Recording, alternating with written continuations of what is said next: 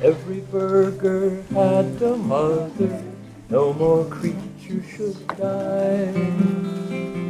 Why do people eat like goblins? No more creature should die.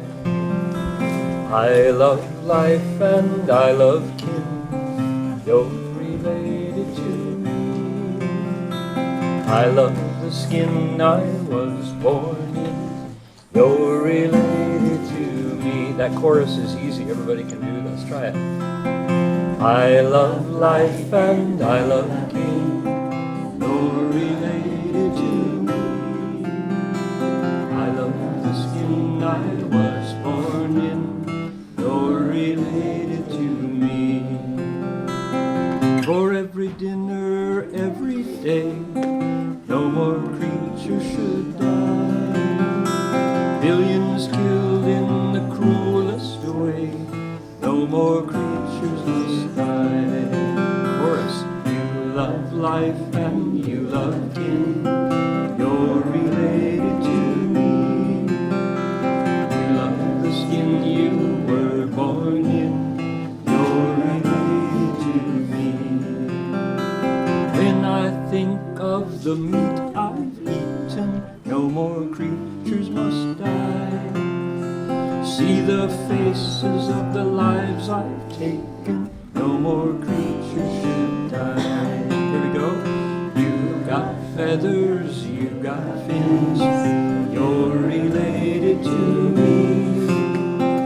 You got fur and you got wings, you're related to me. I want no face on my dinner plate, no more creatures should die. No eyes look back with fear and hate, no more creatures must die. The calf can hear her mother cry, they're related to me. She must know they're about to die, they're related to me. I don't remember who I've been, you're related to me. Fur or feathers, scales or skin, you're related to me. First chorus. I love life and I love kin, you're related to me. I love the skin I was born in, you're related to me. It's a family song, a wider family. Oh, Jerry's going to say, you don't have your microphone on. Sing it over again. No. Master Empty Cloud Wakes Up.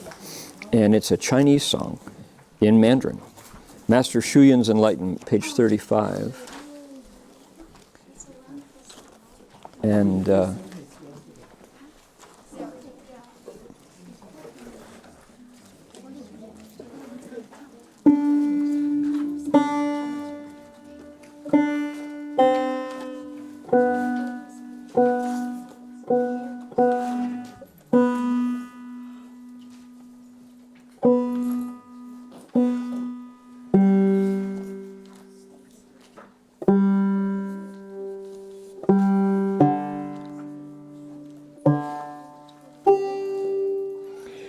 This is a song that proceeds from a story, but because we have a lot of Dharma to talk about today, so I think we're going to skip the whole story, except to say that this is Master Empty Cloud's enlightenment poem, and there are two of them he wrote as soon as he finally woke up. This is after his pilgrimage and after nearly dying twice and being saved by Manjusri Bodhisattva and all.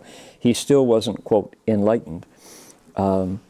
And it took a trip to a 10-week Chan meditation session at Gaomin Monastery, which included falling into a river and really coming close to drowning, really close, and being saved, and then stubbornly going on before he was well to the Chan session at Gaomin, and they asked him to take a job, which according to the rules of the Chan session, if you refuse, because these are jobs nobody wants, but he's a prestige monk, and so they They wanted his name on the bill so everybody would show up.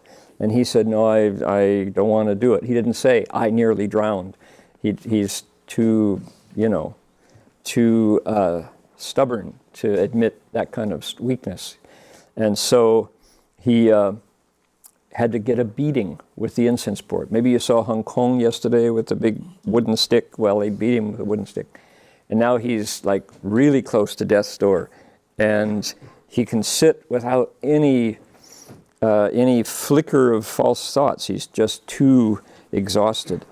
And because of that, because of the obstacles and the focus that it takes to just survive, his mind is particularly clear.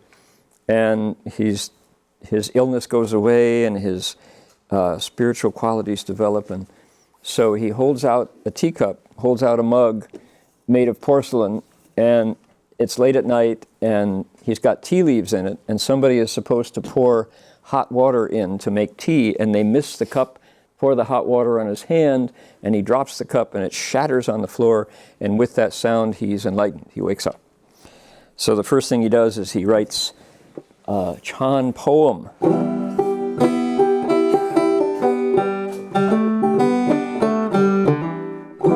And then he writes a second Chan poem, showing his quality. And the first poem is 北自普落地相生敏历历虚空粉碎也况现当下息 And it goes, the cup hit the floor with a ringing sound that echoed in the air. Empty space too broke to bits. And my mad mind stopped right there. I love that image of empty space breaking. What is that about? And then he says, burned my hand, shattered my cup, broken for good my mind. Like my family, it's lost, people are gone, and words are hard to find. That's true emptiness, very cold. But then it's followed by wonderful existence, which is deeply compassionate. Spring is here, the flowers breathe their fragrance to the sun, mountains, rivers, the earth itself are just the thus come. So Master Empty Cloud displays in his verses his understanding of true emptiness not obstructing wonderful existence and vice versa. So.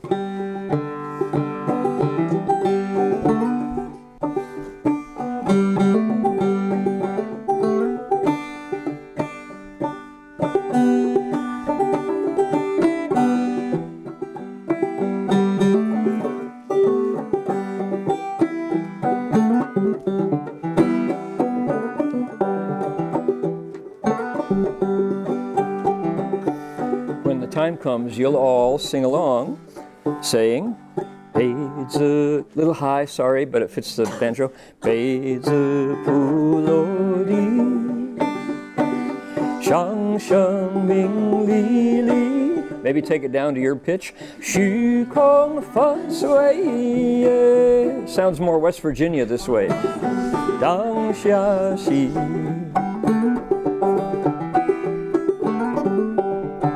Sounds like the high, lonesome mountains there.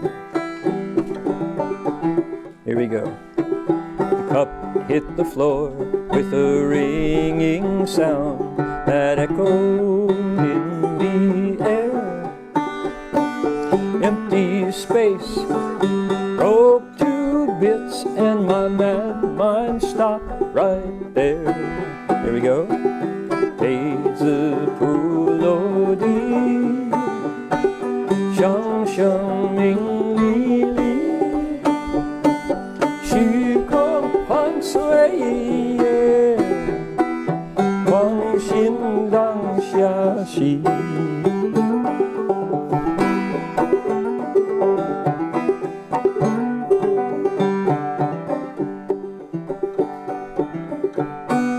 Burned my hand, busted my cup. Broken for good, my mind. Like my family, it's lost. People are gone and words are hard to find. 北子普落地，上升明历历，虚空粉碎也，光心当下息。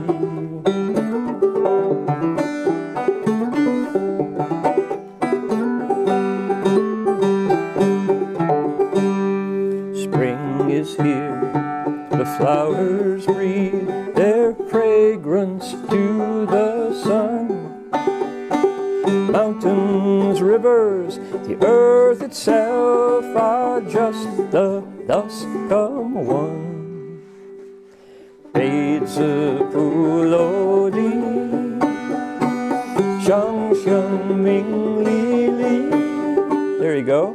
Xu kong fan sui ye, wang xin dang xia xi. Big dramatic pause. Right? There you go.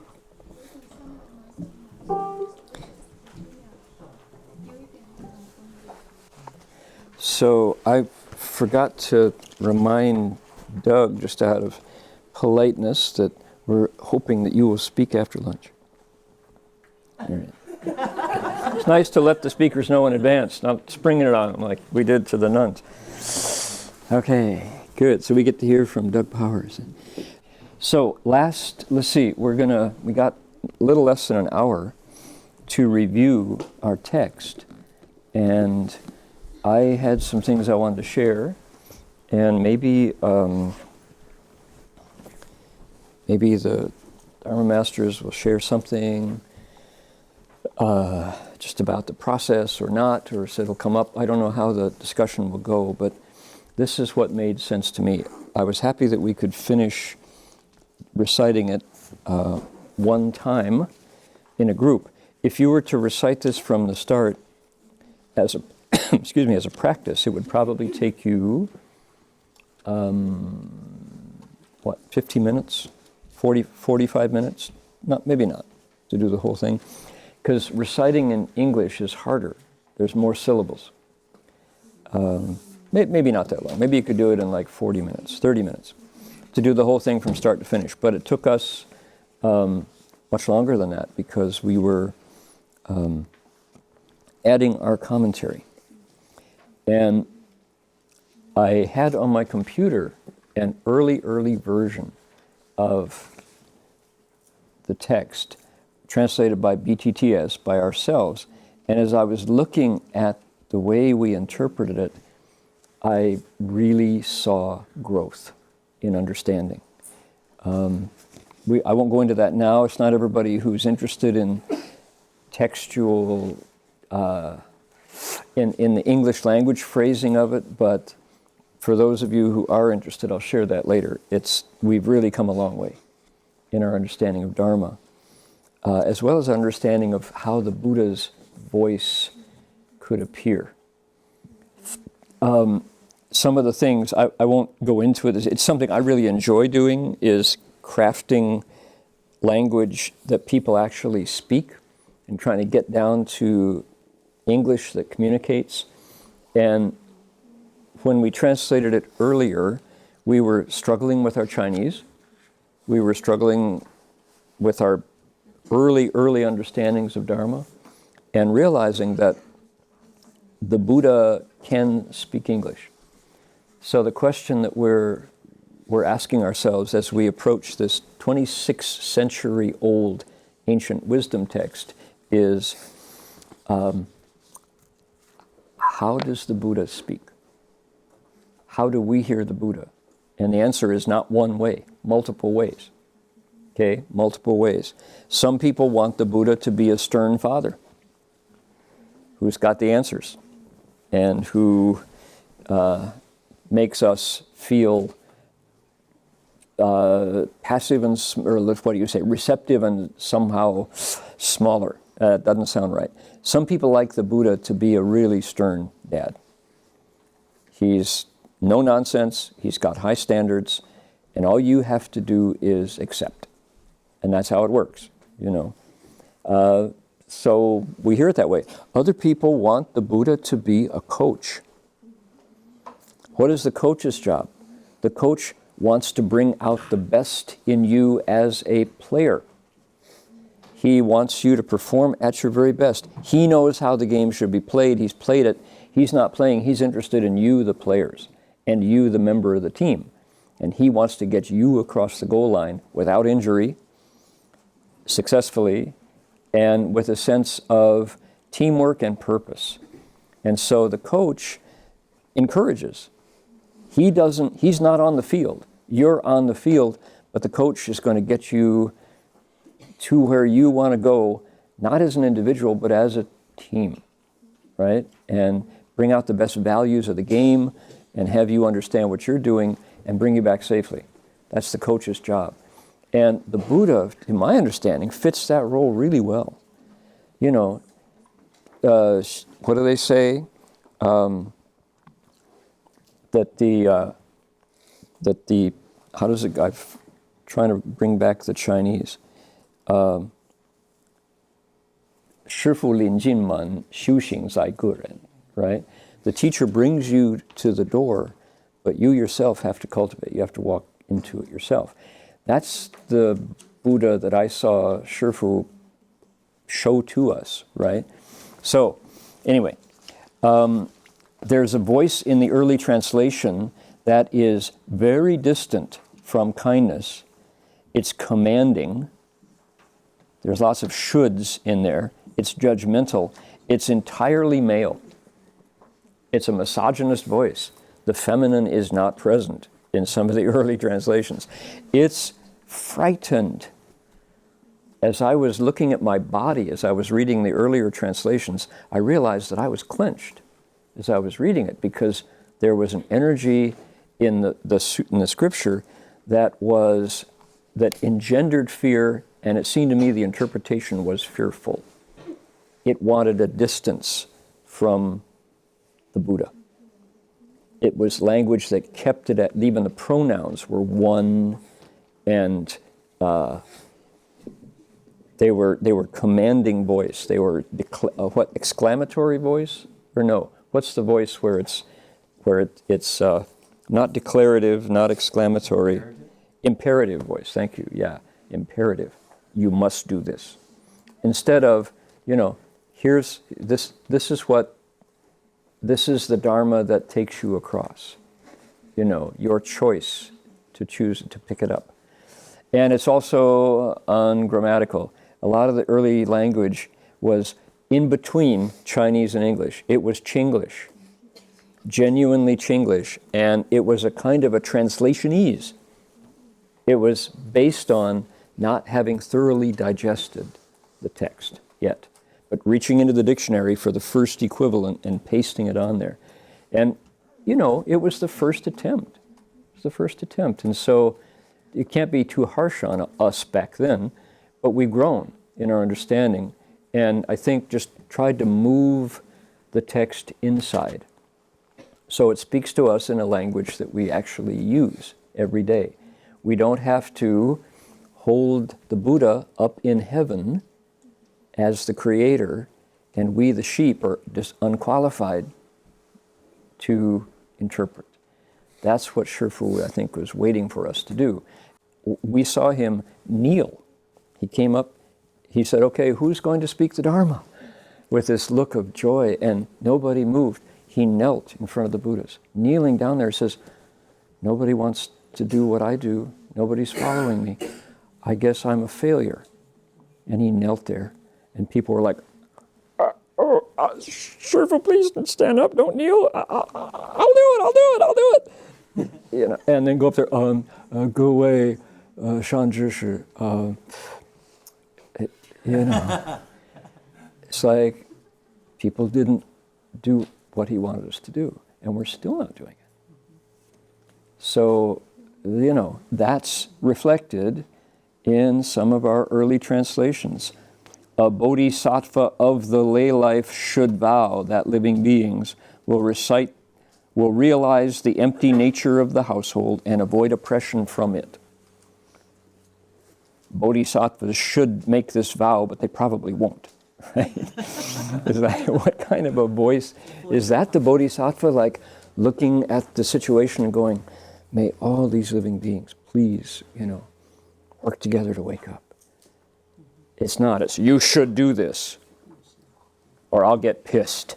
I'm already pissed. It's like, come on, that is not. But that's where we were. So we've come a long way. All right. Point number 2.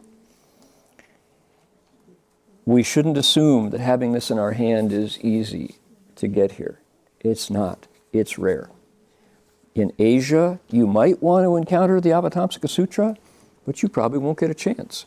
What you'll get to hear is a commentary. You get to hear the great third Avatamsaka patriarch, Dharma Master Fa Zhang's version of the Avatamsaka, which is erudite and wonderful and brilliant, but it's synthesized out, and he'll teach you about the six immediacies, and he'll teach you about phenomena and phenomena interpenetrating without obstruction, and then noumena and phenomena interpenetrating without obstruction, which, I have no idea what the kind of wisdom could create that, but it's taken from the experience of the Buddha's voice in the Avatamsaka. Master Hua said, I want the Buddha's voice heard in this country. You have enough.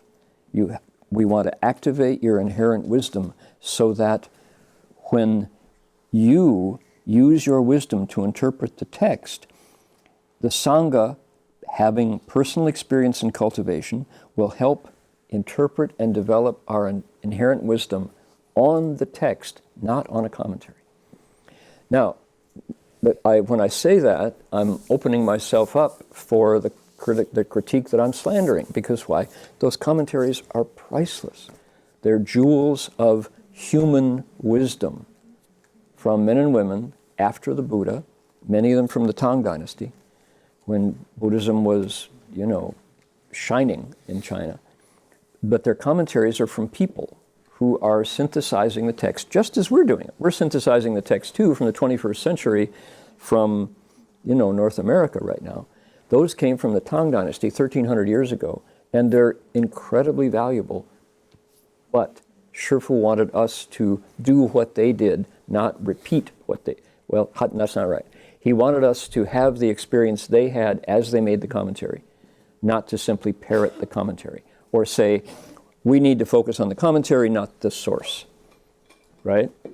In China, and in Japan and Korea, and where Mahayana has gone, people say, we're not capable of understanding the sutra. The sutra is way beyond us, but we'll rely upon the generations of wise Sanghas who have done it. And that's the way the Chinese have done it. Why should we judge them? Why should we critique them? Shifu said, commentaries are great. I look at them when I have a chance. Meanwhile, I practice meditation. I put my palms together. I ask the Buddhas and Bodhisattvas to give me insight, and then I put the commentaries to one side, and I explain the text based on the chemistry of the moment, based upon my own stillness, and the light of the text. I put those three things together, and when I explain it, it's fresh food. It's not leftovers. It's not chao lang fan. It's not. It's fresh and hot, and you never know what's going to come up. After I've done this myself now for 20 plus years, actually longer than that, and that's the method that he gave us, which was prepare, but the preparation that you do is on your mind. Look at the text, be sure you know what's in it, and if you want to check out the commentary beforehand, you can do that, but go into the actual lecture hall with everybody's focus and the text in front of you and stillness. Ask for help, and it will be there. Trust that it will be there. Put your foot out, and you'll find a lotus flower rising to meet your foot. Put your next foot out, and a lotus flower rise to meet your foot. Put your neck and after 90 minutes, you've walked a little closer to Nirvana Mountain with everybody together. And it's not boring, to say the least. It can be thrilling sometimes, because together with that chemistry, you understand the text in a way you couldn't do it yourself. everybody's energy is part of it, and the sutra speaks because you respected it, and importantly, rufa, you did it according to Dharma. And, you know, after all these years, people still show up. They're showing up more online now, mind you, that in the comfort of their own computer, but they're still there. And I had a chance to watch Venerable Master Xianming, Mingguang Fasher's Shifu, who's now he passed at 103, Xianming Zhanglao in New York, Zhuangyan Si. He was another monk trained in the Tiantai tradition like Master Hui Sung was. And Master Xianming was the real deal. He was the Tiantai patriarch. He loved to explain sutras, and I watched him give a lecture at Zhuangyan Si, and he announced that he was going to be lecturing on Pure Land text. And in his Dharma assembly, there were 6 people.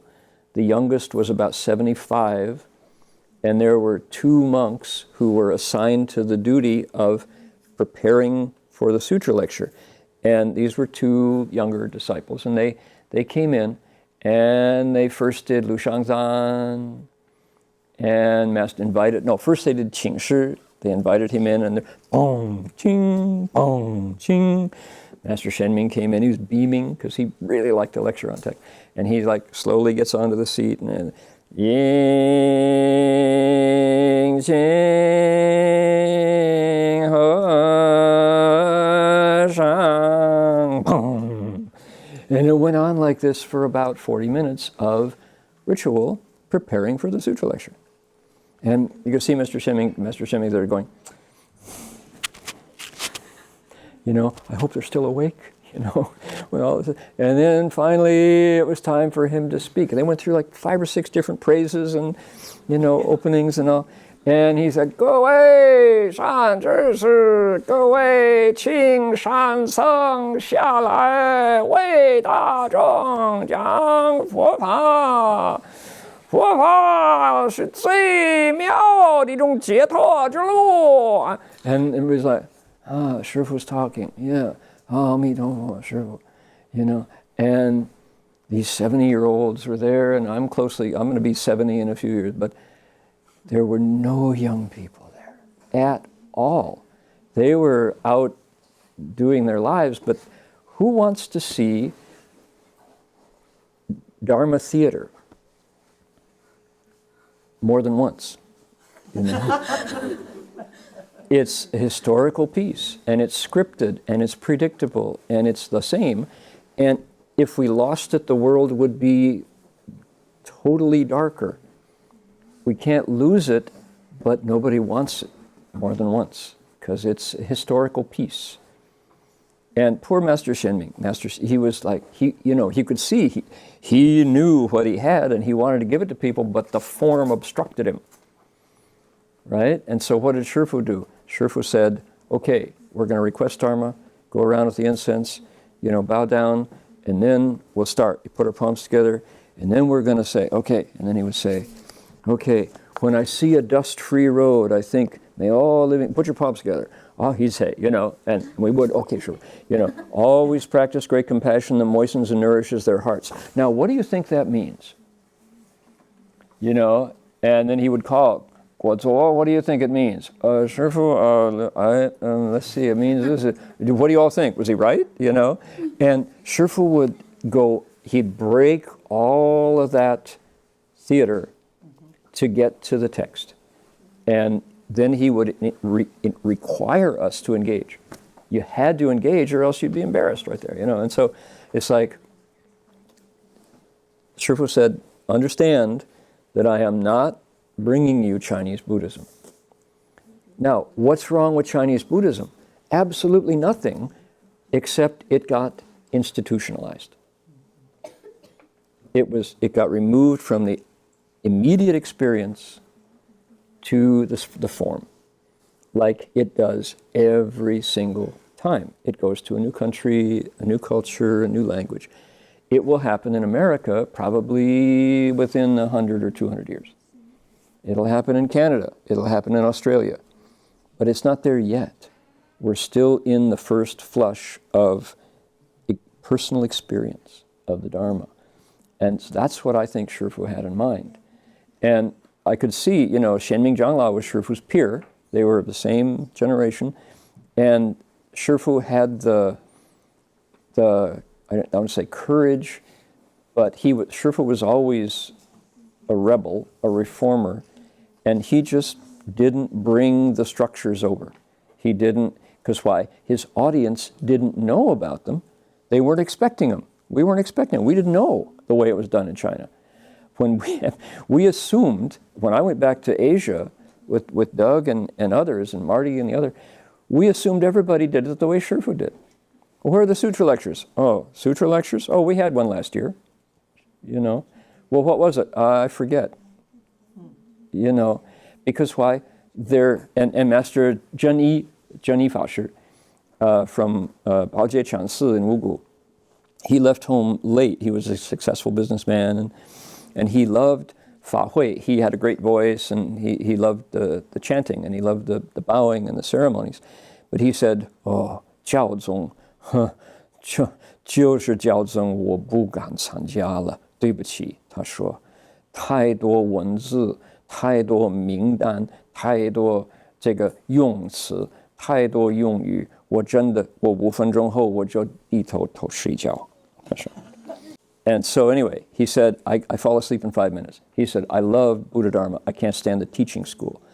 Shifu took the teaching school and said, you all can read the commentaries on your own when you get the chance. You should. He said, meanwhile, let's go into the Buddha hall and listen to the sutra. Let's let the Buddha's voice be heard. Okay? So, there's that. The next point is the interpretation that I heard Shifu do, that I try to do, is practice-centered, not philosophy-centered. We've got a human, a recognizable human, walking through, could it be India? Could it be Oregon? Could it be Berkeley? You know, could it be Redwood Valley or Ukiah? Yeah, it could be. We could easily, although we wouldn't have not that many kings in Ukiah or princes or men in battle array, but I guess the police would qualify for battle military. So the interpretation is practice-centered, not philosophy-centered. It's brought close and embodied, not at arm's length. You do this chapter. It's purifying practices, not purifying philosophy or arguing about your interpretation, which was popular in India at the time. Debate.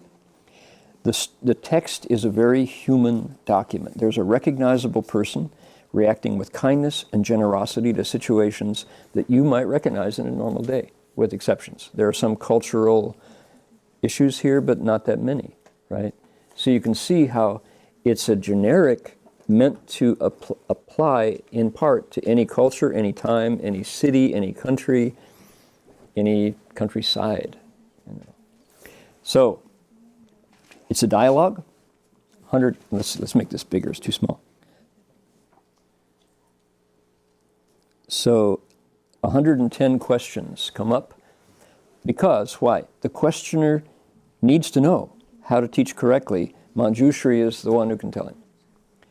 Those questions, as we pointed out, could be a syllabus for a course on the Mahayana. Syllabus means the course outline, the pedagogy, the content that becomes pedagogy. If you look at the questions he wants to know, that's really the outline of the Mahayana. If you've read Pali-based syllabus, what they want an arhat to know, what they want a disciple to know, it's different. Different. The things that are emphasized in the Mahayana are different. And that was new to me as I looked at it this time, preparing for this year, was seeing how much the things that emerge from the limbs of enlightenment all the way to the paramitas and all, that's a bodhisattva's toolkit, right?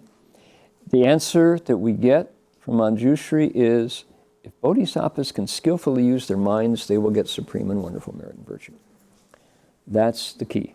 And that sentence comes down to us. Can I skillfully use my mind? Am I good at thinking? Yeah, but it's more than thinking. It's responding with kindness, skillfully using your mind, and praying, that verb is, to pray is questionable because it resonates in the West strongly. We know what it means to pray. It's not exactly the same, but it's the inner experience hoping to generate something outside. Thoughts in the Bodhisattva's mind, responding to a new situation with a wholesome wish that is tuned to the situation at hand.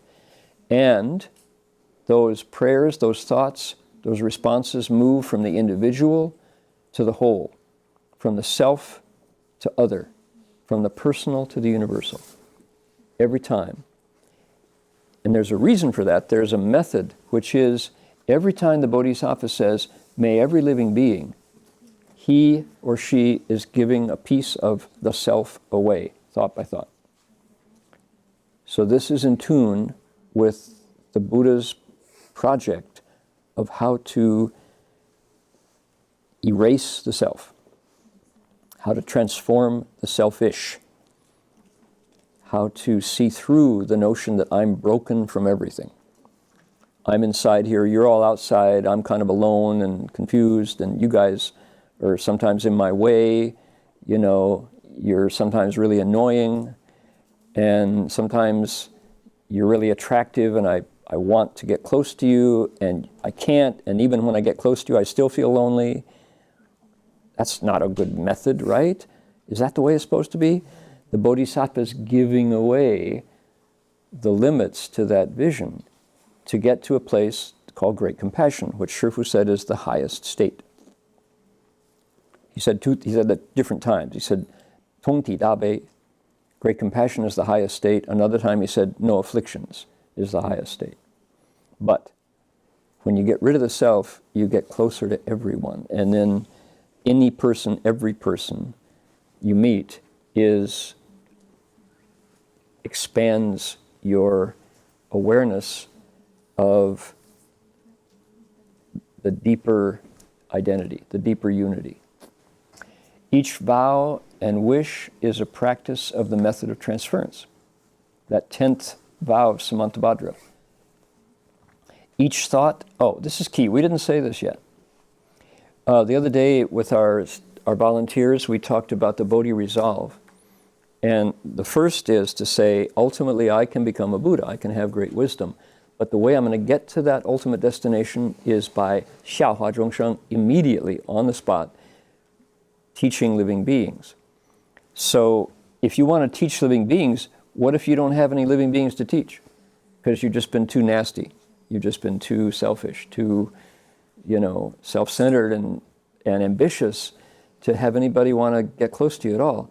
Well, it's going to be harder. Your Buddhahood's going to slow down, right? So with each one, think of what happens every time our Bodhisattva says, reverently gazing at a stupa, I think, may all beings be gazed upon and looked up to by all gods and humans. Okay? Every time you say, may all living beings, does it have an effect? Yes, it does. Right? That ripple goes out and the water moves. Boop, boop, a circle spreads. So with every one of those vows, the Bodhisattva is creating a wholesome tie with living beings. Now you can refuse. You can say, I don't want your transference. Leave me alone. Stop giving me all that wholesome energy, Mm-hmm. You can try to pull yourself out of the field of, the Dharma realm where the transference is rippling, I suppose. But the Bodhisattva, at least when he or she has been doing this for a while, wherever the Bodhisattva goes, people look at them and go, you look familiar. Why do I feel good about you? Right? You've got the yuan, shan yuan, fo yuan. So there's really a method here. And once you have that connection, then there are living beings to teach. Transference is the very best way to connect as a benefactor with the beings that you have to teach. So that you have some living beings to teach. That's what that was. So that there are some, right? You're a great teacher, but your classroom's empty. Oops. So that's the Yeah, idea. Question? I do. Okay. close to, you just said earlier that even when you get close to I lost your voice. You have to speak up. what you said earlier, even when you get close to the person you're attracted to, you'll still feel lonely, whereas if you give the self away, you'll feel connected with all living beings. What is that? Okay, my answer would carry us into probably a conversation that would take us away from the text, because it's about relationships, and that's maybe not everybody has that experience, but the question is, how do you overcome that feeling of existential alienation and loneliness? That's the question. And most of us, go through every day feeling that we're somehow broken, or not where we belong, or not at home. That can, how could that, if that were not true, how could somebody take up a gun and shoot at strangers? Right? Knowing that every time you pull the trigger, those little pellets of lead are going to go out 30 per second, and cut into their bodies and end their lives.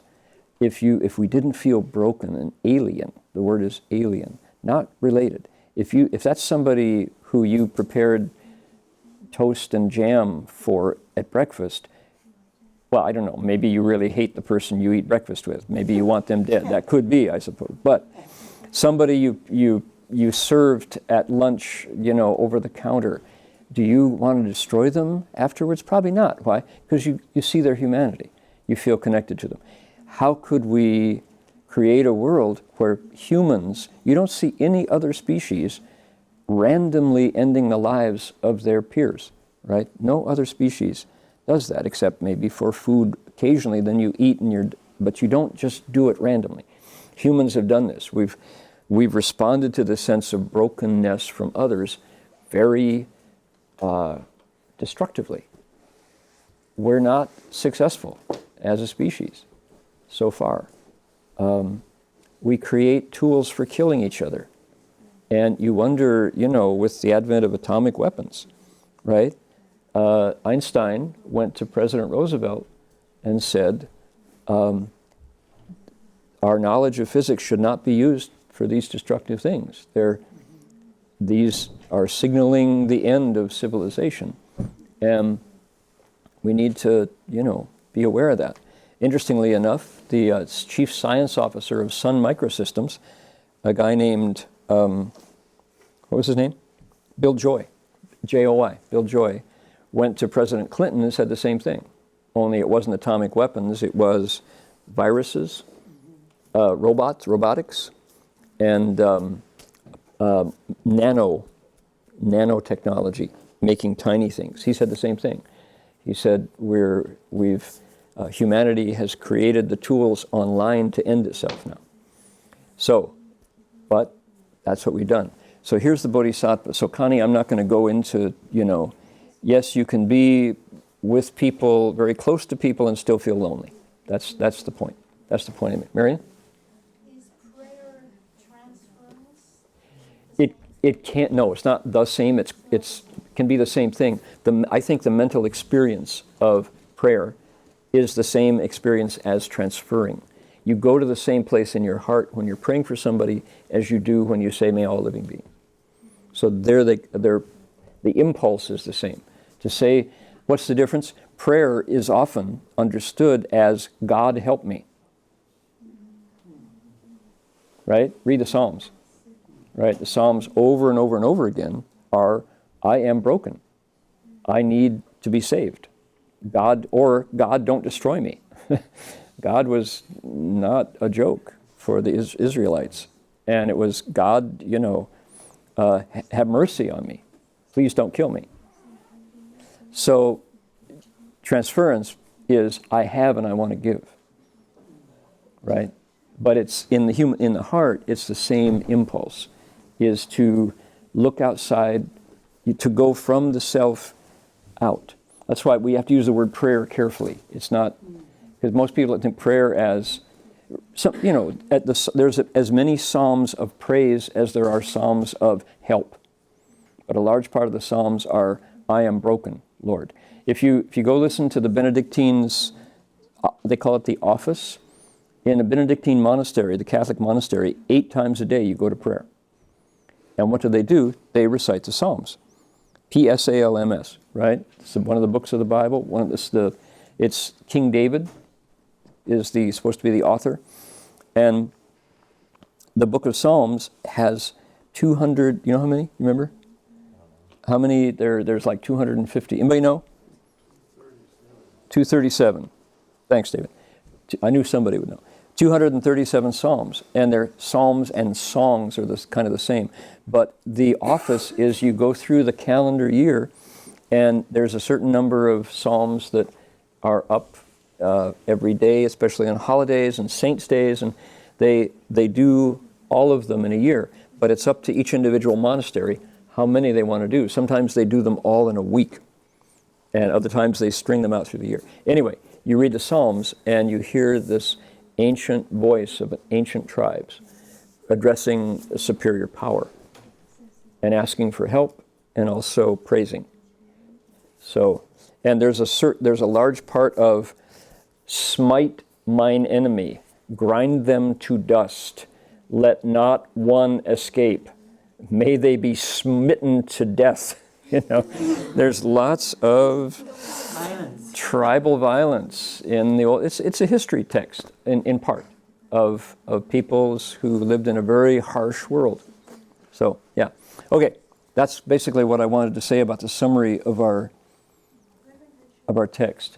Yes, commentary. Question, in one of the texts that you lay out here, there was a phrase about if Bodhisattva use their mind skillfully. That's the theme. Yeah, right there. Why is it phrased this way with this expression of if and they will instead of something more certain? Because the Buddha, even after his enlightenment, walked around the Bodhi tree for 21 days and said, I'm going to enter nirvana now. Nobody's going to get it. Brahma gods came down and said, oh, no, you got to teach. Somebody will get it. You must go and teach. So Manjusri he knows people very well. He's been one. And he knows that it's a long process, right? So we had young guys here who were very, very certain about what they knew, right? And if you don't know a lot, then what you know stands out really clearly. That's what you know, right? So why would you doubt it? And then the older you get, you realize, whoa, it's not so simple, So the if is really important. And you could also say, when bodhisattvas skillfully use their minds, they will. We could translate it as when also. But the question is, when? It could be a long time. And how much, look at this. This was what we understood back then. When I serve my parents in filiality, I vow that living beings will serve the Buddhas skillfully and protect and nourish everything. Okay, not bad. How do you serve in filiality? These terms were brand new to us. We wouldn't translate it the same. When I get along with my wife, if I do, that's from a man's mouth, right?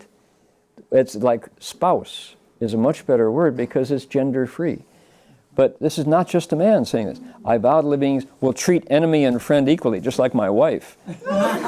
Right? Yeah, and enemy. And depart forever from the attachment. I will now depart from my attachment. Like there's a train leaving for Schenectady, departing from platform 4.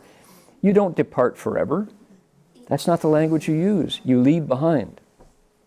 You leave your attachments behind. I will now depart from my attachments. Watch me. My train is leaving the platform. It's like, okay, from the attachment of greed. You just say greed. Anyway, so you say, it's easy to sound snarky, but we've grown, we've learned a lot. When I obtain the 5 desires, I have now obtained my desire. I vow living beings will pull out the arrow of desire and attain ultimate peace and security. the one desire arrow. If it was only that easy, I'd got that arrow. I'll pull an arrow out if it ends desire, but there's multiple. You pull one out and another's there. So it's, there's a lot to learn. And I personally really enjoy it. I love Chinese language and I love the Dharma. And learning how to do this is a joy after all these years, and realizing that growth is possible. We measure ourselves by what we knew then and what we knew now. So, yeah. And also the time has changed, right? The environment, the concept, because before probably we just say life, but now we will say spouse. Correct. Yeah, the politically correct language is not only to laugh at. There are some really important understandings in politically correct language. It's politically incorrect to talk about politically correct in Washington because it's become a culture war. It's an item in the culture war. It was part of the campaign trail. Politically correct was a rallying cry against politically correct language for the conservatives. So, but there's wisdom there. It's inclusive. Politics is not just for white males and aging white males, although money, more and more, is completely in the hands of white males, So women are the best superhero movie, I'm told, was Wonder Woman, directed by a woman. I haven't seen it, but they say of all the superhero films, it's the best one yet. And everybody agreed, and it was the first one directed by a woman. So there we go. That's one. The Academy Awards this year had lots and lots of black folks on the selection committee and also receiving the prizes. The year before, not a one. Yeah. So things are changing. And is change good? Exclusion is not good, because we're not old white men in America anymore. Barack Obama showed that, but boy, the reaction brought another president on board. And yeah, I didn't say anything. You can't, no money. So yeah, and who elected Barack Obama? Young people, women, and people of color. And they stood up. It's not that they suddenly arrived or they were hiding. There they were, because that's our president. So the next election cycle, and those people didn't come forward. So, gee whiz, who's America? Who are we? That's an important question. And in Australia, if you do not vote, you are fined. You must vote or you're fined. It's a civic duty, it's a civic law that everyone must register and vote. In New Zealand, the population is so small. New Zealand is famous for creating legislation in a week that then gets voted on in a month. The entire country votes, and you meet situations with referendums. Let's do this. Okay, everybody was asked, everybody spoke. This is the new law. And that's a nimble, responsive country. People in New Zealand are politically engaged. They don't talk about it as politics. They talk about it as making decisions, planning our lives. Okay, we got 10 minutes. I'm going to step off my soapbox and look at Doug and see. I can't bend to see if you're approving or disapproving of what I'm saying there, Doug. I was the rabbits. You, Hiding. Quite sure Hiding. I'm not sure if that's quite what you do, but it is true that there's a. But from a Buddhist point of view, it's careful. really important. I don't think we want to get into this, but from a Buddhist point of view, it's really important to look for a way to deal with the situation in a positive way that doesn't feed the negative energy of it. So no matter what you feel about it, the trick is to be aware. I mean, certainly we're very aware of what's going on, but we have to be very careful not to feed it with our emotions, because this right now is something that gets fed by positive or negative emotions equally. And so we have to create an alternative, both in your style of life and the communities you live in, that works on a different system of generosity and so forth, and then put that into effect. And it's much more important for you to, right now, it's extremely important for each person to do the most to put this positive role model into effect, because that's the only way that this other force will get countered. If you get angry and emotional about it, you're just feeding the same thing. So that's all I have to say, basically. That's helpful. Yep. And anybody who does in a public situation, what goes on in homes is, that's where all democracy and wisdom arises, is people talking to each other. But as soon as you step off of your own property into a public sphere, into a meeting, into a line in the subway in BART, or in church, or wherever people meet, if there's anybody who can do that, who says, for example, and I'll claim an exemption around this, but if anybody says, let's pray for the president, it has an amazing effect on the politicizing and polarizing and emotional and even, hate-filled conflict, which is a potential. That to be able to bring that focus away from polarization to a deeper level, to, as Doug mentions, to a positive and longer visioned response, changes the energy, changes the atmosphere. Nipun spoke at a... Did you have a comment? Okay. I got a story. You want to make your comment first? The story is hard to follow. You go ahead. Okay. Well, I was just thinking that Yuan Lin, I think yesterday, we talked about using the verses in kind of daily life. And we have them posted around the monastery. And so I was just thinking that, so I'm actually a little bit going back to the text. I was just thinking that it would be really valuable, because this is our last time really together before the sharing this afternoon and the sharing the evening, to think, well, what am I going to do after I leave here and off the mountain? And I think one thing really practical to do is to take some of these verses or make up your own verses about a couple of things we do every day, or things we see every day, like we might see this political situation every day, and actually have some kind of vow or intention or a wish or a prayer that changes the framing of what's going on.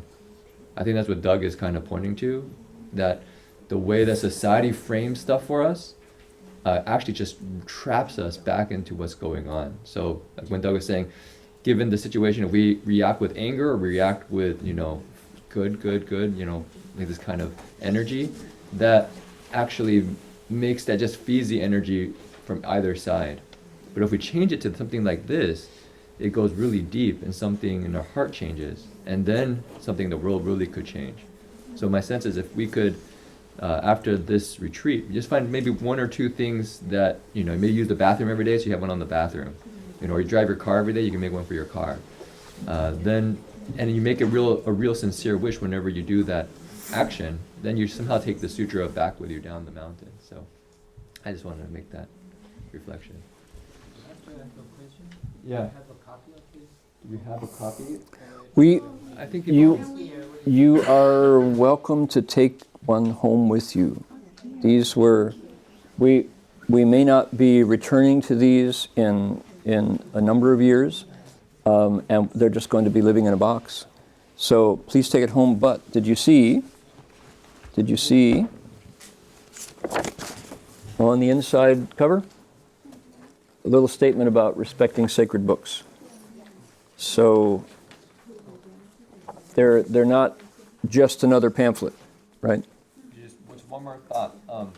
In addition to what Rev Heng Sure was talking about translation, and I think the importance of translation, I actually really appreciate what Dharma Master did with the text, because he brought a lot of those qualities that we were talking about this morning in terms of being something immediately relevant and approachable, and there's a feeling of kindness in it.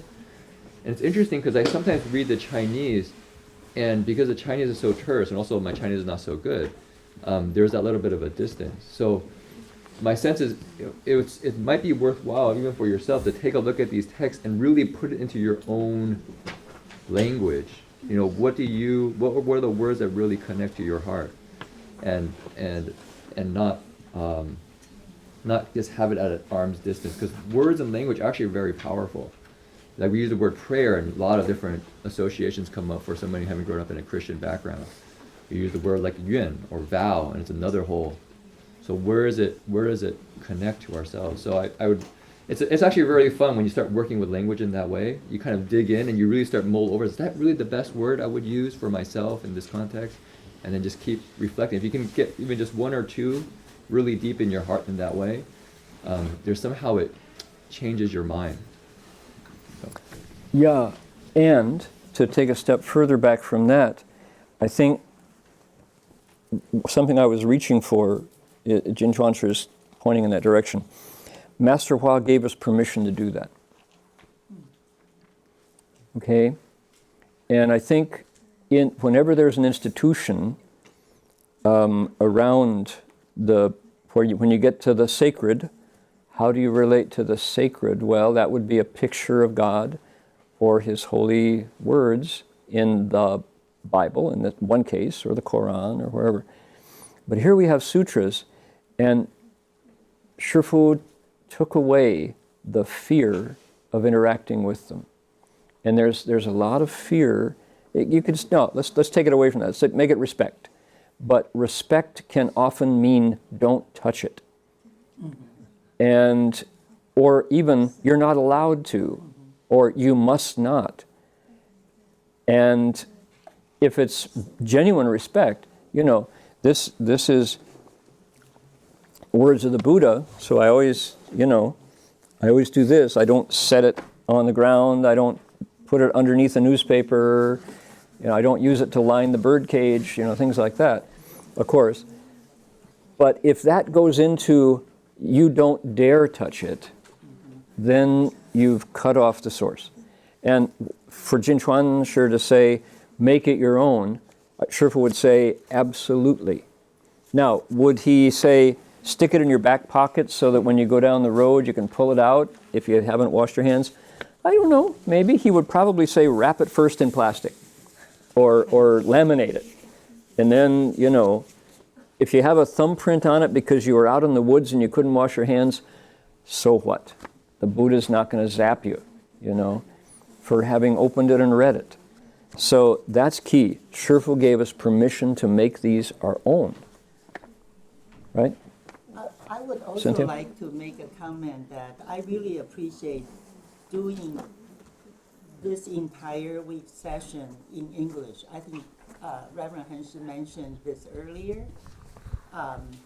When we started our session, I think I came from Taiwan originally 42 years ago, and this is my homeland, this is my country. But as much as I appreciate the Chinese culture, the Chinese heritage, the Chinese language, I think we have to keep in mind that we are in the United States, and in order to really spread the Dharma, we need to really use the language the majority of the people can understand. Or if we are not really mastering it, we should try to improve ourselves. And I think we all serve as a bridge of people around us, between East and West, and different communities. And I just really appreciate that I attending a Dharma learning session or in English. And I think we want to welcome all the other people who don't necessarily speak English to feel welcome, and they have the privilege learning great Dharma, just like all the Chinese people have been learning in the past. Yeah, thanks you for that. Yeah, I agree. Whether or not we're supposed to introduce banjos and guitars into the process, I'm not sure. Maybe puppets occasionally, but we're doing it. And What would love would be if people would turn it into theater. If we could do skits and plays around the sutras. Not cutesy, I mean real. You know, drama and religion crossed over in traditional cultures. And there were passion plays, and priests and people in masks played a role to purge things out of the culture, to heal things in the culture. And so theater and religion were one, basically. And there's a big part of, you know, what we do that is very theatrical and needs to be, like a ceremony. So anyway, if anybody was a budding dramatist, come and see me. It would be great to, you know, how easily could this be adapted into theater? Because every little encounter is a scene. And they're people. And there's no conversation here except between the two bodhisattvas, but you can imagine going out when you cross the bridge, you talk to people. When you come into their kitchen, you talk to them, you know. So this would be adapted into theater very quickly, into drama. Time is running out. Last chance for comments or questions. Jose, you haven't said anything much. Maybe it's just not been inspiring. But got a comment to close this with, or something to send us off? No, if it's not, don't worry about it. I mean, I was there 2006 and 2007, and for me coming back is really wonderful. The atmosphere, the energy, the authenticity that I can breathe here, I couldn't find anywhere else. So I'm very happy to be back. Nice, thank you. Yes, sir. What's a stupa? A stupa is a place where it's a building. It's a building, and it usually goes up tall, but not always. And that's a stupa Sanskrit, and it means what are we going to call it? We call it a Gao Xian Chu in Chinese. It's a building that stands out. Why do you build a stupa? It's because when the Buddha or somebody really wise is cremated at the end of their life, they're not buried, they go into the oven, and out of the ashes comes these amazing things called sharira. They're relics, like a R-E-L-I-C. And a relic is science doesn't know quite what to do with them, because ordinary people don't have them. But when you cremate somebody who's really cultivated, they have these things, they're like pearls. Sometimes they're crystal clear, they're like diamonds. And so what do you do with those? You put them in a stupa. So a stupa holds the relics of somebody who was very wise. That's what they're for. They come in different sizes. You can see stupas in China that are 9 stories tall. And they're kind of like pagodas. A temple holds a Buddha image, like this. A stupa holds the relics that come out of the fires. That's what a stupa is. We don't really have many in America. They're like Buddhist places have them. But if you go to Asia, you see them a lot. Leo. How many chapters are in the Avatamsaka Sutra? How many chapters? 40. We only do one. This is one. This is number 11. Yeah. We give you all the rest, but I mean they're hard to hold. It's only one. Yeah. 39 more years. There's a lot. It's big book. Big book. Amitabha. No, okay, pull it back. We'll give you a credit for a question later. Oh, you remember? What was it? Are we going to request the Dharma today? I thought we were going to request the Dharma. What was We're going to request the Dharma today. You know what happened? I forgot. I forgot. Yes, you're right. Thank you. I was hoping nobody would mention it. Then nobody would. I'm busted. Oh, I forgot. Yes. Knowing how humanity has been blowing itself up, well, I'm pretty sure that at some point science is going to be like, oh, these relics are good for making lasers. Oh, you think? Maybe. The sharira will be used to make lasers. Okay, here's what you do. You go to City of 10,000 Buddhas, go into the wordless hall, and take a look. There are relics right there. You can take a look and see if they're like rubies. Lasers come from what? rubies, right? So they're similar. There's some that are similar. So that's not too far-fetched. Super powerful mega lasers. Yeah. If it was a human laser, that'd be interesting, wouldn't it? Okay, time is up. We've got a lot of exercising to do, and after the exercises, we've got lots of work to do. And there's going to be a moment when each of us will be invited to share a snapshot. And it's not forced, it's if you've got something you want to share. And they're, they come from all directions, all different experiences. So you might think about it, what was the most memorable or the most typical? What really captures the experience of Buddha Root Farm? Something you saw, something you heard somebody else say, or something you yourself, thought. That's what is a good snapshot. And it can be like, ideally, it's like 2 minutes, right? People who say, first of all, I would like to thank the kitchen staff, and then I would like to thank Mother Nature and my parents for and I'd like to thank the country. It's just, and the Oregon government was so kind to, So no, you don't have to go that far. We share that. 2 minutes is good. Okay, now, although we didn't request Dharma, busted by, how old are you, Amitabha? 13. I'm busted by a 13-year-old. Oh, I was afraid somebody would notice that I had not requested Dharma. But we did it at first, and so we're still operating under that Dharma request. And what we can do, however, is transfer merit this time. Not everybody's here. It's really nice to have everybody transfer together because it's everybody's merit. But this time, as we do the dedication of merit, let's transfer the merit from the whole week of lectures, this part of our program. And then we can, later on tonight, we'll transfer the merit of the whole week, right? Of everything. But now we've got the sutra lecture part, the official Dharma part. And when we transfer, see how far your mind can go, There's a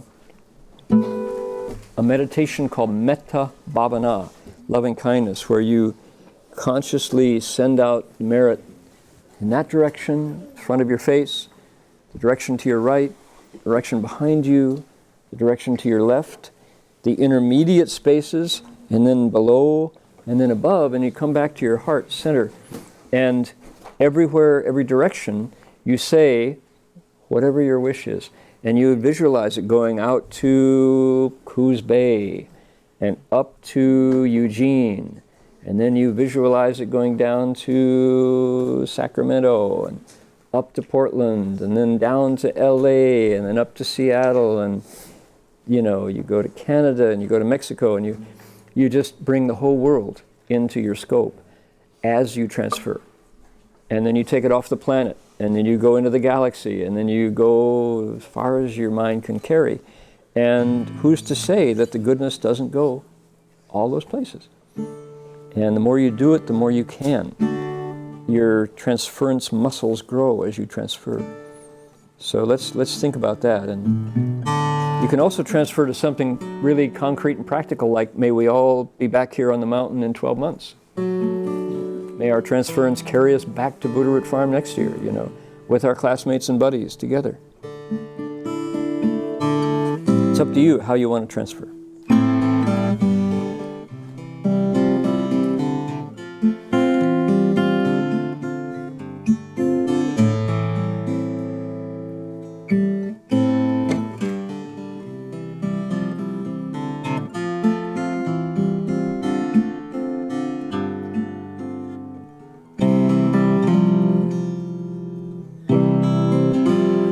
May every living being, our minds radiant with light, share the fruits of peace with hearts of goodness, luminous and bright.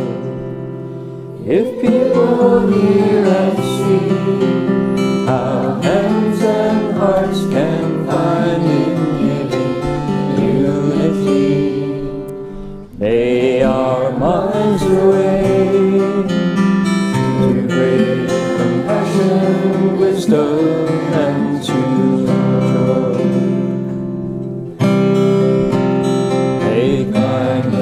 find reward. May all who sorrow leave their grief and pain. May this boundless light break the darkness of their endless night. Because our hearts are one, this world of pain turns into paradise. May all become compassionate and wise. May all become compassionate and wise.